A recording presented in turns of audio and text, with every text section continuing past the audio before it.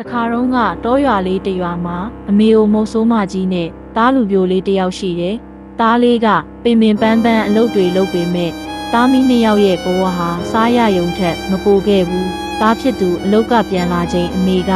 ထမင်းကူးကြွေးတယ်။တားလေးကပင်ပန်းလွန်းတာအစာလွန်တာကြောင့်စောင်းကောင်းမှုတားကပြောတယ်။မေမေရဲ့ထမင်းကစားလို့မကောင်းဘူး။တရက်သီးလေးဖြစ်ဖြစ်တိမ်မောသီးလေးဖြစ်ဖြစ်အခုစားရရင်ကောင်းမှာအမေကအေးပါသားရဲ့နောက်နေ့အမေသားစားကျင်တာဝယ်ထားလိုက်ပါမယ်သားဖြစ်သူတို့အခြေအနေကိုသိတာရဲ့အမေမျက်နှာမကောင်းတာကြောင့်နေပါစေမိမိရဲ့သားသိမ်းမောသည်မစားရလဲအဆင်ပြေပါတယ်နေပါစေအဲ့လိုနဲ့ညရောက်တော့ရွာထဲတခိုးဝင်လို့လူတွေအော်တန်ကြတော့သားဖြစ်သူအပြင်ထွက်ကြည့်တော့ခက်ဝေးဝေးခက်ဝါးဝါမှာတခိုးကအထုပ်ပိုက်ပြီးသူတို့အိမ်ဘက်ပြေးလာတယ်သူလဲနီးရအုတ်ခဲနဲ့ကောက်ထုလိုက်တော့တခိုးရဲ့ခေါင်းမှန်ပြီးလဲကျသွားတယ်။သူအနီးကပ်သွားကြည့်တော့တခိုးဟာသူ့ရဲ့မေမေဖြစ်နေတယ်